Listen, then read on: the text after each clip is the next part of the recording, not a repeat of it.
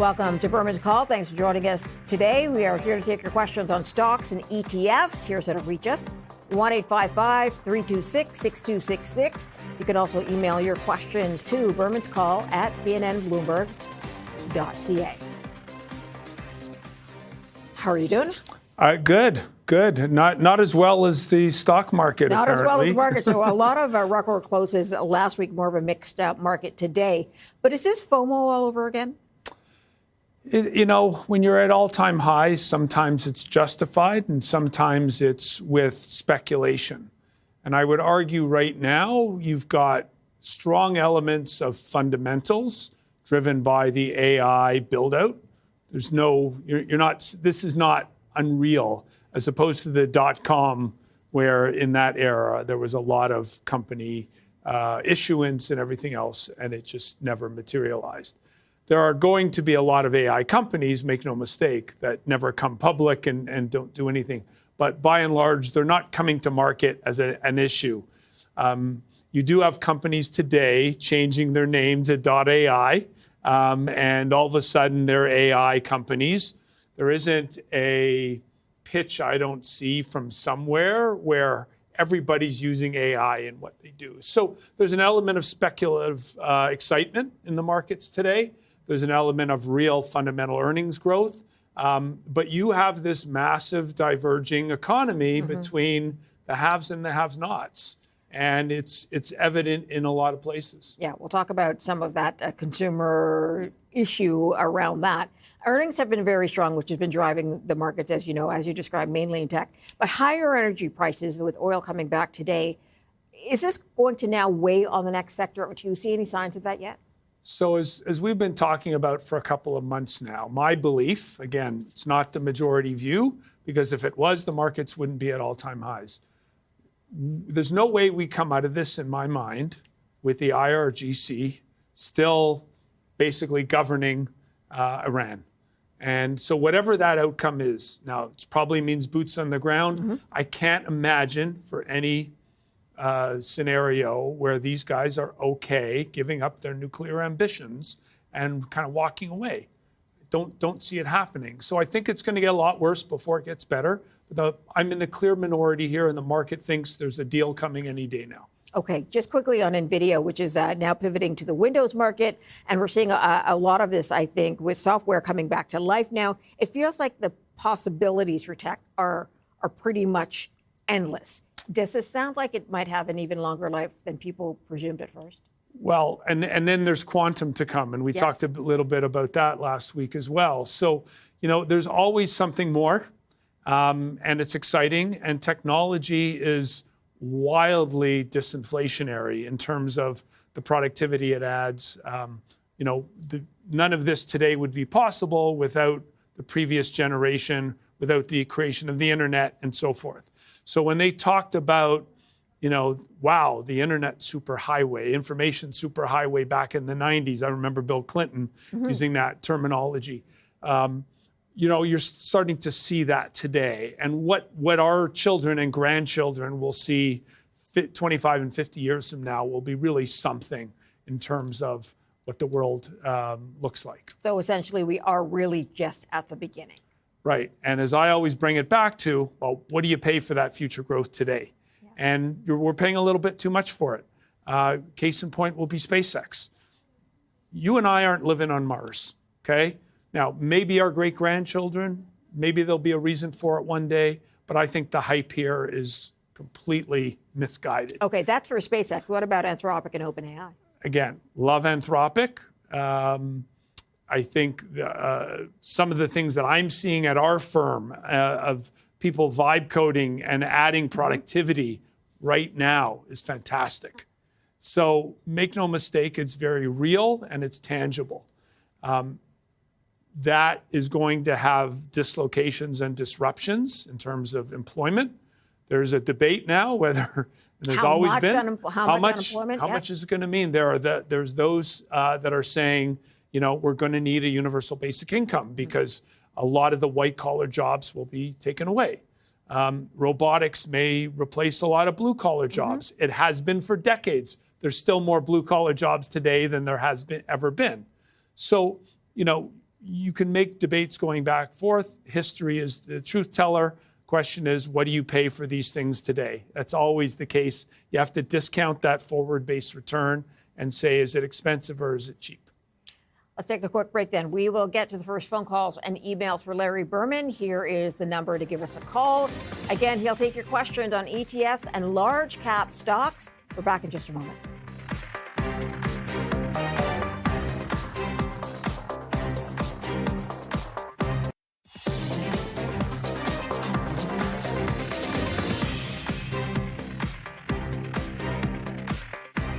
Welcome back to Berman's Call, here with Larry Berman today to answer your questions, starting with an email from Ken.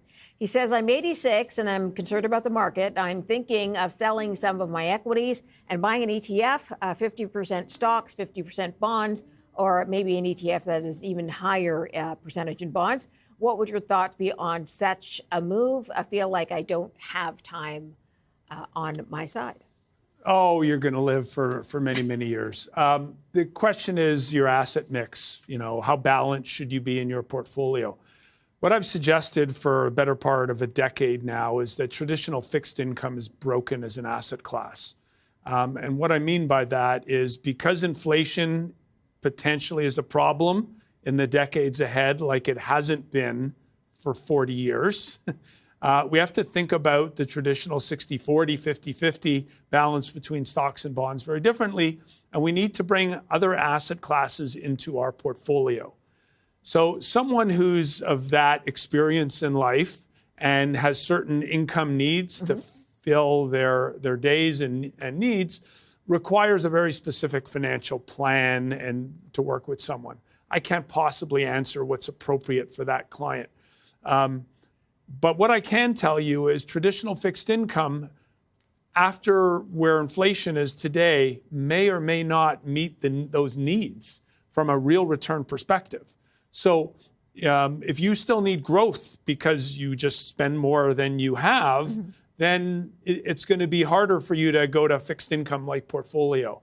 And it's not really about making trading decisions at that point. It's by making sure you have the asset classes you need.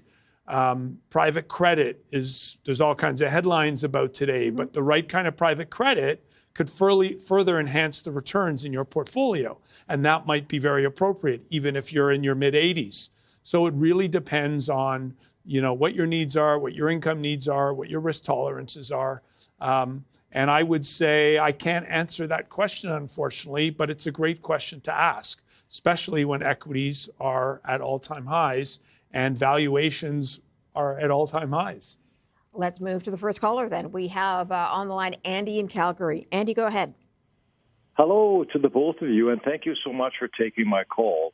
Larry, I wanted to ask you about the food company Campbell's, ticker symbol CPB. I know Campbell's is just one of several companies, of these food companies, that aren't doing very well presently. Do you think there's a value to be had here with Campbell's? I'm just going to hang up and listen to what you have to say. Thank you so much. So I do. That's one of the names when we look at the consumer staple stocks that's trading at pretty good valuations, and that's been, discounted from the marketplace because it's more exciting in other places. There will come a point in time, I don't know exactly when money's going to rotate back to these and it comes out of the high-flying names that are trading at crazy multiples. So stay tuned for the educational part of today's show because I'm going to focus a little bit in this area. So it's a very good question on a timely basis, and Campbell's Soup would be one of those names that I would be looking at right now. Let's move to the next caller then. Rick is in Niagara Falls, Ontario. Rick, go ahead. Yeah, hi, Larry. I was wondering about ZIU, ETF, and VFV, ETF. I want to put $25,000 in each one and hold it in my TFSA for hopefully 5 years. I do have about 40% stock in the portfolio now. Thanks. Okay. I'll hang up and listen to you. Thank you for the question. ZIU, which is BMO? Yeah, so historically, when you look at the TSX 60, which is ZIU, the VFV, the S&P 500 exposure, you need a time horizon of 10 years or more to be guaranteed the average long-term return. When I say guarantee, I'm not making a guarantee you're going to get that. Because if you're buying in where we are now at all-time highs in markets, it's not a great entry location. But you need that kind of horizon historically to say that, okay, so if this was 1929, just don't get me wrong, I'm not saying it's 1929, we're going to crash and go on a Great Depression. But if this is 1929 and you made that trade, it took you more than 20 years to get whole again. Okay? So I'm not saying that that's going to happen, but you got to be mindful of that. So where's that money coming from? Is this cash that's been sitting on the sideline and you're feeling FOMO and you want to get it into markets? Because if that's your motivation here, I would say don't do it. If your motivation is, I don't need this money, I don't care what happens to market volatility. Let it ride. 5 years from now, sure, why not, right? Because who knows, maybe it just keeps going higher. But you need a very long-term horizon if you're not worried at all about the valuation of when you put that money in. All right, good to know. Let's get to the next caller then. We have actually an email from Tom. He says, I'm a retired long-term holder in Vanguard's VFV ETF. It is the primary vehicle for holding the U.S. equities in my portfolio. I'm concerned that the three mega IPOs, SpaceX, OpenAI, Anthropic, are grossly overpriced, and this will have a negative effect on the long-term VFV. Is this a valid concern? Yeah, so immediately, SpaceX within a week is going to go into the NASDAQ 100.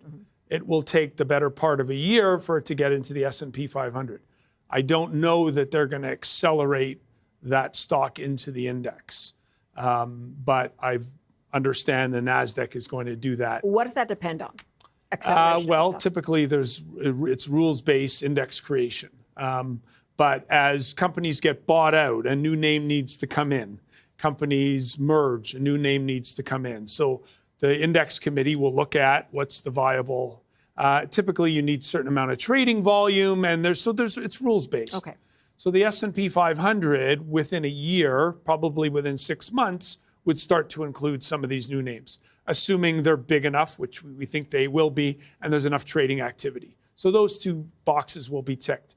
NASDAQ had a process too, but to win the listing, they kind of accelerated some of the rules. So these would get into the indexes, and maybe those index buyers would be forced to buy this public offering at what otherwise might be an overvaluation.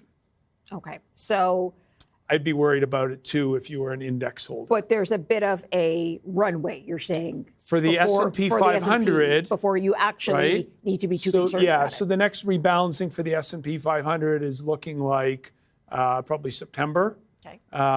So timing-wise, it might be that one. I was going to say it could happen as quickly as that. Then. Right, for the S&P 500, but it might be next spring, right? So a couple times a year. All right. Let's go to another email. This one's from Michelina. I'm a senior. I've just put in the balance of my funds to top up my TFSA. Can you please tell me if Berkshire is a good stock to hold in my TFSA? There was some movement for Berkshire Hathaway today. Would you put Berkshire into your TFSA? If so, why? So Berkshire doesn't pay a dividend, right? TFSA tax-wise, we're indifferent to because there's never any tax. So that's good. If you're long-term growth, so in the last 26 years, Berkshire Hathaway has marginally underperformed the S&P 500, slightly outperformed the global world market. So it's a great vehicle, but it looks a lot like the market too. So if you don't need any current income, which in a TFSA you're not trading or investing for current income, then it's fine. You can get equivalent to a low-cost ETF, but Berkshire Hathaway doesn't have a management fee per se, right? So you've got a couple things to think about. I wouldn't have any problem at all putting Berkshire as a core holding into any portfolio. Any concern with the change of the top and the first play today, which is in housing? Listen, when Berkshire had their best returns, it was when they were a lot smaller. It's so big, you basically understand you're buying the market. And there's nothing wrong with Berkshire's management at all. They're very opportunistic, but you could argue they've been carrying so much cash for so many years. right? That they're missing out too. So you could make a lot of arguments, but who isn't a Warren Buffett, Charlie Munger fan? Although, they're not leading the ship. Okay, let's go to the next caller. Then Vern's on the line. He's in Medicine Hat today. Vern, go ahead. Okay. Hi. I'd like to ask Larry about a company, NIO. It's an electric car company, I think, out of China. He had recommended it about 4 years ago. Thanks. Okay, thank you for the question. Yeah, this is a name that we trade in the portfolio a lot. Volatility is very high on it. We're in and out frequently. It's not a name to buy and hold and forget about. And that would be true for everything out of China, just because of the geopolitical risk and the tensions that exist today and will exist in the future. NIO is performing okay relative to BYD, underperforming dramatically. So even within the electric car space in China, you've got choices. Yes. NIO's been at moments from time to time, good moves, but I started liking it down in here. We started using it and trading it a lot, and it's been wrong. If we put up a chart of BYD, you would see like this, but I think Buffett's, been behind that, and I think a lot of that he's already now got off the books. So if you like the EV story in China, which I do, this is a name that you want to participate in, and is a name that we use in our portfolios and trade. Let's go to the next email then. We have Ahmed. He says, any thoughts on HGGG and gold mining in general? Gold off today. I think I was looking at the mining stocks earlier today. There we go. Harvest Global Gold at 92.39. What are your thoughts on, give me your gold perspective if you don't mind. Long term, you've got to be very, very bullish given what's happening with government debt all over the world and debt to GDP, and the idea that we're losing confidence in government's abilities to balance the books and manage fiscally. So if we're in a world where governments are just going to keep spending, in theory, gold should keep going up and up and up at a faster rate than growth. Okay, so positive total real return. Having said that, you get these massive run-up periods, and then you get consolidations. I would argue that current consolidation in gold mining stocks has more to run, somewhere in the 70, 75 range for HGGG. I'd get very interested. I think gold's going to pull back to 4,000 before we see 6,000 and beyond. And could we see 10,000? Sure. At some point, I think we do. So you want to buy dips, but you don't want to buy it now. Okay, longer period of consolidation ahead. Let's take a quick break on that note. Coming up, Larry's educational segment. That's next. Larry Berman is one of Canada's top technical analysts. He's the co-founder and chief investment officer of Q Wealth Partners. To learn more, visit qwealth.com. Opinions expressed by Larry Berman are his own and do not necessarily reflect the opinions of BNN Bloomberg, its parent company, or affiliates.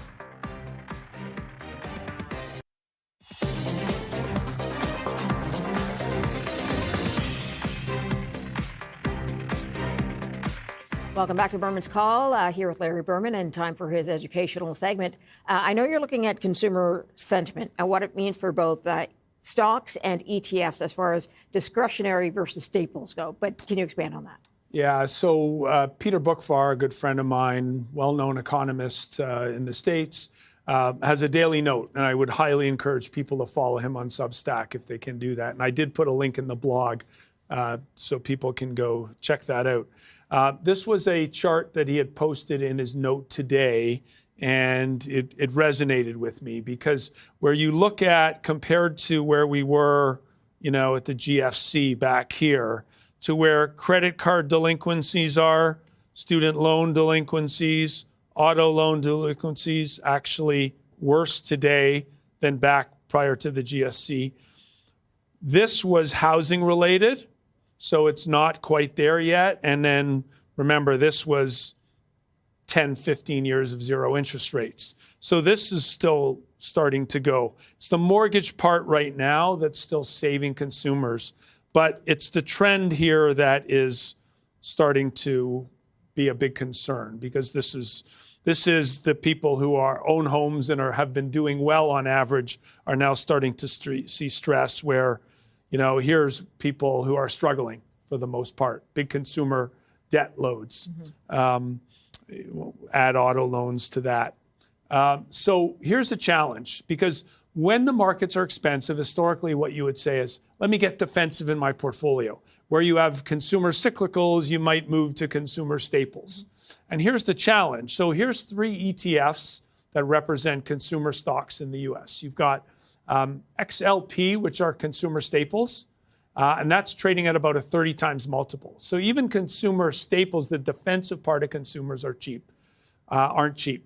Consumer cyclicals, 35 times earnings, but that has Tesla in it, trading at 225 times earnings as 20% of the index. So the point I'm trying to make is we have got a bifurcated consumer, but we've got a bifurcated stock market where some stocks are trading at absolutely silly multiples. Costco, great company, I use it a lot, it's trading at 46 times earnings. Makes no sense when I can buy Conagra Foods. We all need to eat at 8 times earnings, right? So at some point, we're going to get that rotation. But within the ETF, money will come out of the expensive one, goes into the cheap one, doesn't move. So what I'm arguing for now is, while I love ETFs, I started my career in ETFs almost 40 years ago, in the early days of the index participation units in Toronto.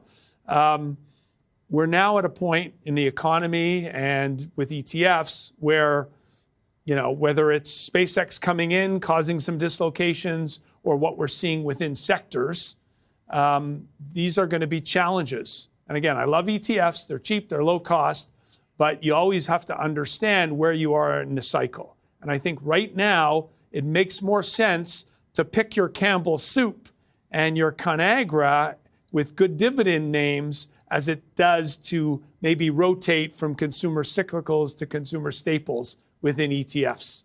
You mentioned, and we're almost out of time, but how the graphs are changing and where you're worried, and the mortgages right now are are doing okay, we'll say, right now. We're not seeing sort of defaults the way we did last time there were major problems in the market. What are you watching for to change to signal to you that there is a much bigger problem? Yeah, so we're invested in a lot of real estate-based funds. There's a lot of stress coming in the development markets now. You get to the point where projects in Toronto got shut down, $1,500 a square foot. Who can afford that? So at the high end, we're seeing it already. Got it. All right. Got to leave it there, Larry. Thanks for coming in. Good to see you. You too. All right. That does it for this show. The close is coming up next. Stay tuned for that.